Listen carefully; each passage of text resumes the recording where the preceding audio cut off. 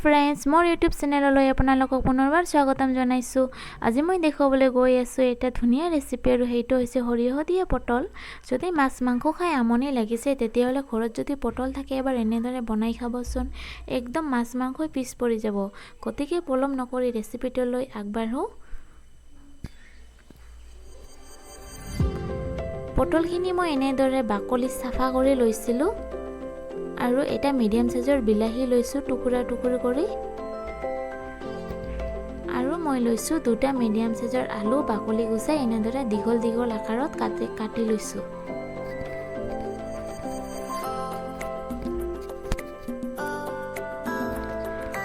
মই ৰেচিপিটোত সৰিয়হ দিয়া পটল দেখুৱাম যিহেতু, সেইবাবে মই সৰিয়হখিনি তিয়াই লৈছিলোঁ আধা ঘণ্টামান, আৰু সেই সৰিয়হখিনি মই গ্ৰাইণ্ডাৰ জাৰত দি লৈছোঁ।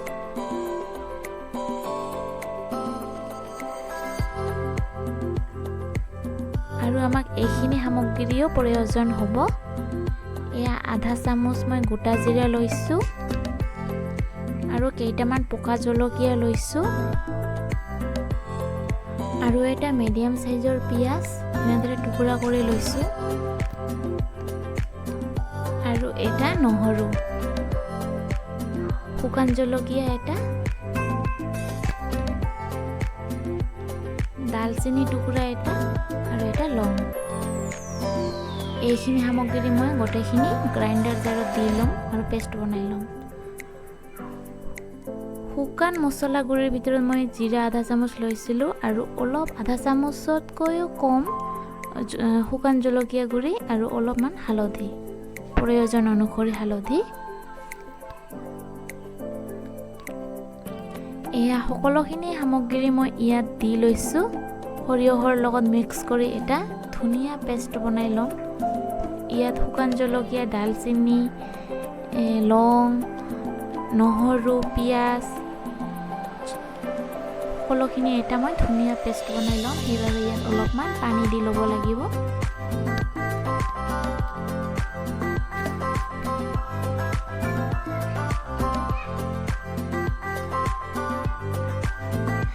আমাৰ পেষ্ট বনোৱা হৈ গৈছে, দেখিছেনে? এনেদৰে পেষ্ট বনাই লৈছোঁ মই। এতিয়া কেৰাহীখন পাতি দিম। কেৰাহী আমাৰ গৰম হৈ গৈছে। এতিয়া ইয়াত সৰিয়হ তেল দি ল'ম।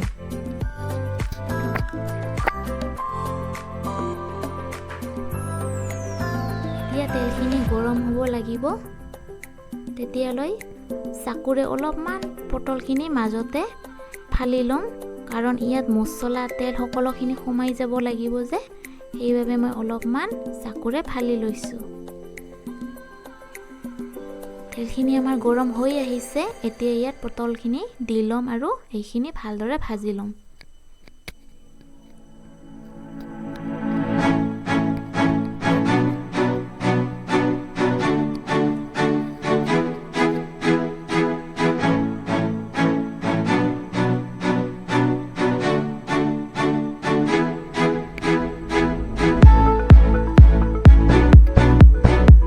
পটলখিনি ভালদৰে ভাজি থাকিব লাগিব যেতিয়ালৈকে ৰঙা হৈ নাযায়।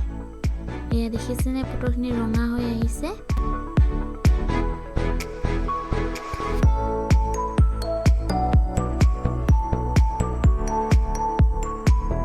পটলখিনি আমাৰ ভজা হৈ গৈছে। এতিয়া এইখিনি মই উলিয়াই ল'ম।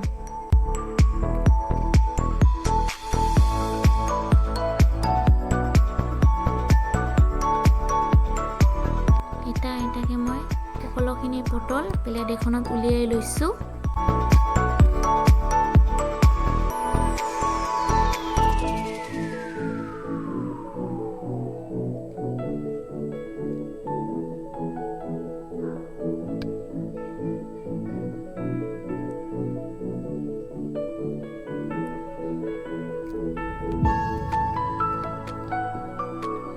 এতিয়া ইয়াত মই আলুখিনিও ভালদৰে ভাজি ল'ম।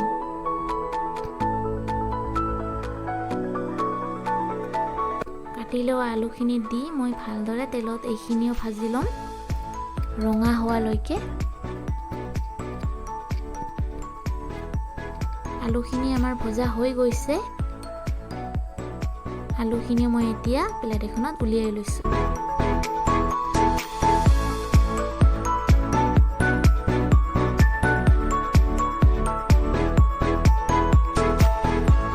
ভাজিবৰ কাৰণে তেল অলপ বেছিকৈ দি লৈছিলোঁ কাৰণে তেলখিনি অলপমান মই বাতি এটাত ঢালি থৈ দিছিলোঁ। বেছি তেলৰ প্ৰয়োজন নহয় আমাৰ এইখিনি ৰেচিপিত। ইয়াত মই গোটা জিৰাখিনি লৈছিলোঁ যে সেইখিনি ফোৰণ লগাই লৈছোঁ আৰু ইয়াত মছলাৰ পেষ্টখিনি দি লৈছোঁ।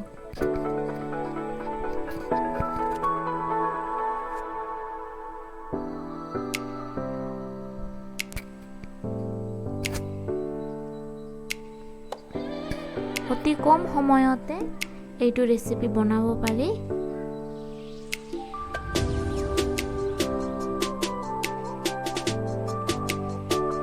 এতিয়া ভালদৰে মছলাখিনি কেঁচা গন্ধ যোৱালৈকে ভাজিব লাগিব। এতিয়া ইয়াত হালধি গুড়িখিনি দি লৈছোঁ আৰু অলপ শুকান জলকীয়া গুড়িখিনিও দি লৈছোঁ, জিৰা গুড়িখিনিও দি লৈছোঁ। এতিয়া গোটেইখিনি মছলা মই ভালদৰে ভাজি ল'ম। যেতিয়ালৈকে তেল এৰি নিদিয়ে তেতিয়ালৈকে এইখিনি ভালদৰে ভাজিব লাগিব।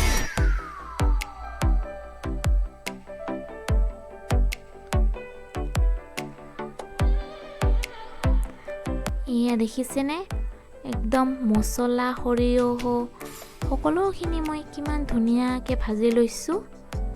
ইয়াৰ কালাৰটো একদম চেঞ্জ হৈ গৈছে।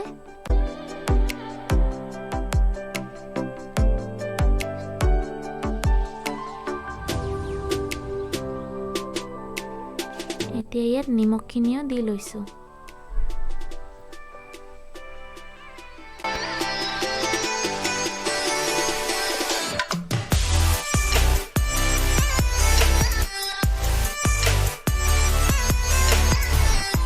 মছলা একদম কালাৰ চেঞ্জ হৈ গৈছে আৰু ইয়াত এতিয়া মই অলপমান পানী দি ল'ম। গৰম পানী ব্যৱহাৰ কৰিছোঁ আৰু ভালদৰে এইখিনি মিহলি কৰিব লাগিব।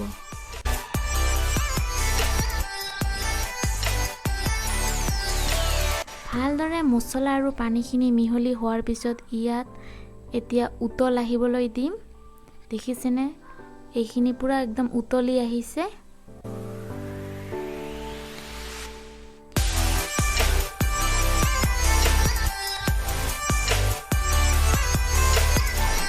উতলি যোৱাৰ পিছত ইয়াত মই পটলখিনি ভাজি থৈছিলোঁ যে সেইখিনি ইয়াত দি ল'ম।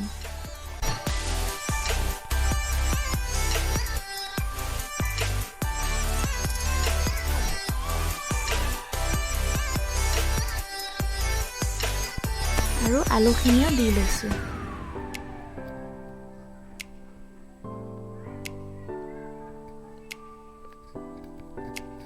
ভালদৰে হেতাৰে লৰাম।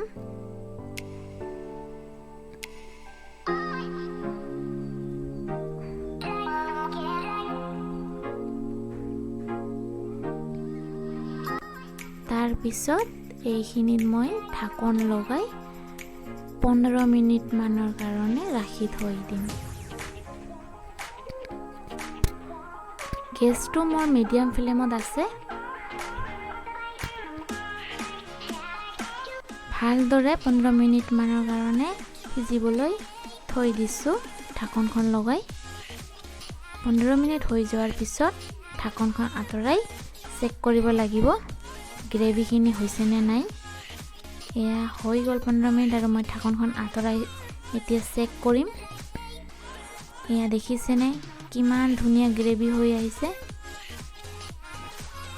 সৰিয়হ, আলু, পটল, মছলা একদম ধুনীয়াকৈ মিক্স হৈ গৈছে আৰু দেখিবলৈও ইমান ধুনীয়া লাগিছে। এয়া চাওকচোন।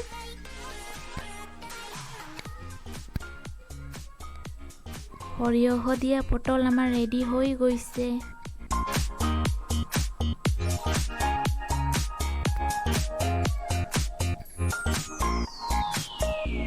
এয়া দেখিছেনে কিমান ধুনীয়া লাগিছে।